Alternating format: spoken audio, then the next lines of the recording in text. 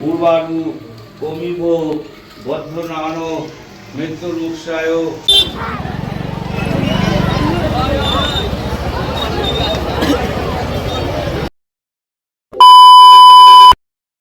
Good morning, সবাই কেমন আছো? আশা করি সবাই খুব ভালো আছো, আর আমিও খুব ভালো আছি। সকাল সকাল বাসি কাজকর্ম সব সেরে চলে এসেছি রান্নাঘরে।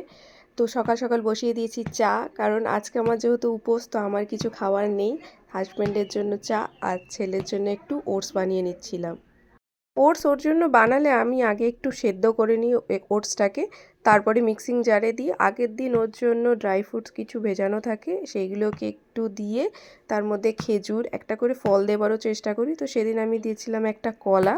তো সব কিছু একসাথে দিয়ে জল দিয়ে ভালো করে একটা স্মুদি টাইপের তৈরি করে নিই।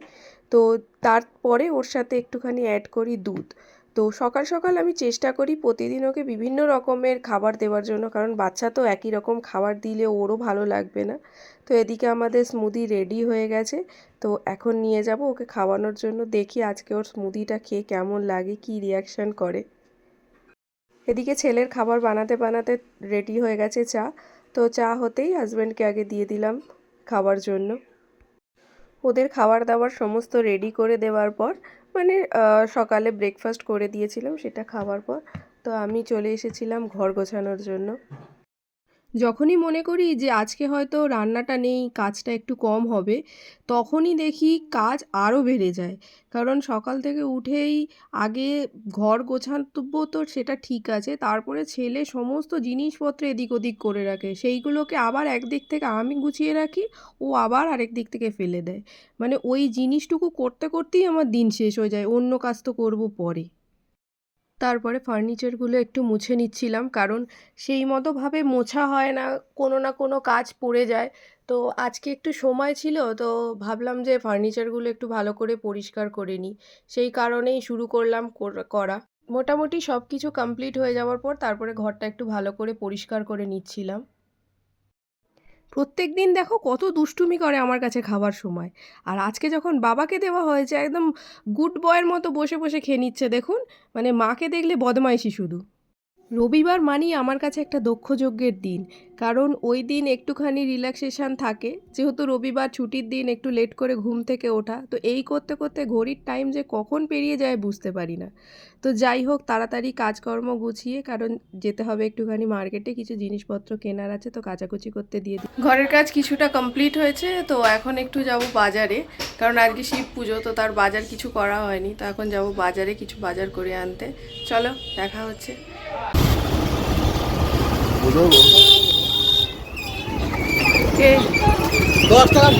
যেহেতু ওই দিন শিব পুজো ছিল, তো ভাবলাম নিজে গিয়েই মার্কেট থেকে কিছু কিনে নিয়ে আসি। তো সেই কারণে ফল ফুল সেগুলো তো নিলাম, বাদবাকি যা পুজোর জন্য যা যা লাগে সেই বাদবাকি সরঞ্জামগুলোও নিয়ে নিলাম। তো বাড়িতে ফিরেই এসে দুজনের খাবার করতে হবে, কারণ ছেলে আর হাজব্যান্ড, ওদের জন্য তো খাবার করে দিতে হবে। আর কি বলুন তো, আমি ওই ছুরিতে বসে ভালো করে কাটতে পারি না, মানে আমার কাছে একটু কমফোর্টেবল জিনিস হলো এই বটিতে বসেই কাটা, এটাই আমার ভালো লাগে। সমস্ত কাটাকুটি কমপ্লিট হয়ে যাওয়ার পর তো একদিকে ভাত আর একদিকে ডাল আর তার সাথে কিছু সিদ্ধ বসিয়ে দিলাম, কারণ হাজব্যান্ড বলেছিল বেশি কিছু রিচ খাবো না, একদম প্লেন সিম্পল কিছু করে দেবে, ওটাই খাবো। তো যেটা হাজব্যান্ডের জন্য করেছিলাম ওটাই ছেলেকে দিয়ে দিয়েছিলাম। আমাদের সব খাবার ছেলেকে সবসময় দেওয়া হয় না, কিছু কিছু জিনিস চেষ্টা করি যে আমাদের জিনিসগুলোকে দিতে, তাহলে ওরও মুখের একটু টেস্টটা চেঞ্জ হয়। তারপরে ডালটা সাঁতলে নিচ্ছিলাম, কারণ এটা করে আমার আর কোনো কাজ ছিল না, জাস্ট একটু পরিষ্কার টরিষ্কার করে আমি চলে গেছিলাম স্নান করতে। আমার স্নান করে আস্তে আস্তে ততক্ষণে দেখি অলরেডি আমার বরমশাইয়ের প্রায় খাওয়া শেষ। তো যেহেতু আমি পুজো করব বলে আর ধরিনি ওই সব। তো এখন যাব আমরা মায়ের ওখানে, কারণ প্রত্যেক বছর যেহেতু ওখানেই পুজোটা দিই, তাই এই বছরও ভাবলাম যে না, ওখানেই যাওয়া যাক, কারণ পুজো তো সব জায়গাতেই হয়, কিন্তু তবুও একটা যেহেতু ওখানে দিই, মাও চায় যে ওখানে গিয়েই দিই। তো এখন যাব মায়ের ওখানে পুজো দিতে। তো চলে যাওয়া যাক। জানেন তো, যখন রাস্তা দিয়ে যাচ্ছিলাম, তো হঠাৎই যেতে যেতে মনে এলো যে বিয়ের আগে লোক বলতো যে তুই শিবরাত্রি করছিস, তোর কি শিবের মতো বর চাই? আচ্ছা, কেউ বলতে পারেন শিবের মতো কি কারো সত্যিই বর লাগবে? আমরা যখন রাস্তা দিয়ে যাচ্ছি দেখি কত লোক বাঁকে করে জল নিয়ে যাচ্ছে বাবার মাথায় ঢালার জন্য। মানে এরকম আগে আমি কখনো দেখিনি যে শিবরাত্রিতেও মানুষ বাঁকে করে জল নিয়ে যায় জল ঢালার জন্য। সাধারণত তারকেশ্বর যখন যায় তখনই এরকমভাবে বাঁকে করে জল নিয়ে যায়। তো যেহেতু গঙ্গাটা সামনে ছিল, তো দেখি বহু মানুষ এরকম বাঁকে করে জল নিয়ে যাচ্ছে যে যার মন্দিরে জল ঢালার জন্য। মায়ের এখানে এসেই সবার আগে আমি ঘরের যে শিবলিঙ্গ আছে সেখানে জল ঢেলে নিই। কারণ এক বছর এরকম হয়েছিল যে আমি ঘরে জল না দিয়ে আগে গেছিলাম মন্দিরে, তো সেখানে আমার সাথে একটা বাজে রকমের জিনিস হয়ে যায়। তো তারপর থেকে মা বলেছে যখনই যে কোনো জায়গায় পুজো দিতে যাওয়ার আগে অবশ্যই ঘরের ঠাকুরকে জল দিয়ে তারপরে তুমি যেখানে খুশি পুজো দিতে যাও। তো তারপর থেকে আমি এই নিয়মটা খুবই মেনে চলি এবং ঘরে আগে জল দিই তারপরে যাই মন্দিরে। সুশীতলাং বাড়ি শুদ্ধাং স্বচ্ছং মনোহরং স্থাপিত খুশি মায়াদেব শান্তিং পুরুষমে এসো স্নানীয় রকম পশুপতায় নম পশুপতায় নম পশুপতায় নম।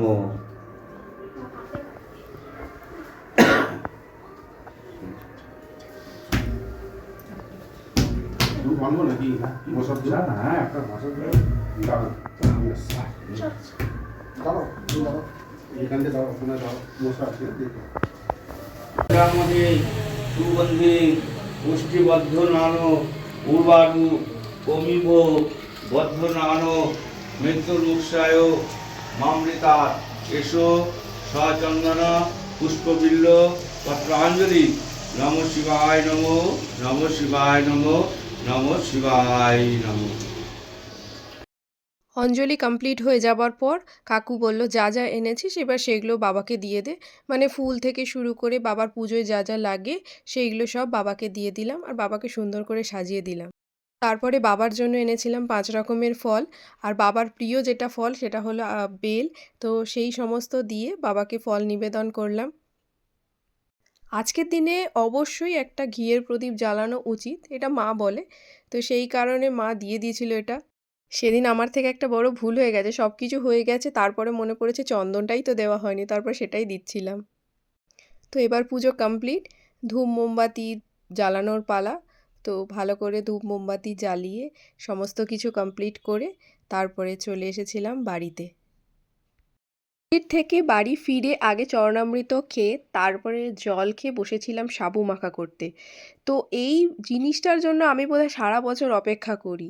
যখনই সাবু খাই আমার মনে হয় যে অত ভালো হয় না সেই দিন সাবুর যে টেস্টটা হয়। বাড়ি ফিরে এসে দেখি গোটা বাড়ি লণ্ডভণ্ড করে রেখেছে। যেহেতু তাকে নিয়ে যায়নি তাই তার এত রাগ হয়েছে। তো ভিডিওটা এখানেই শেষ করলাম। যদি ভালো লাগে অবশ্যই লাইক করবেন, কমেন্টস করবেন অ্যান্ড শেয়ার করবেন। Good night, by.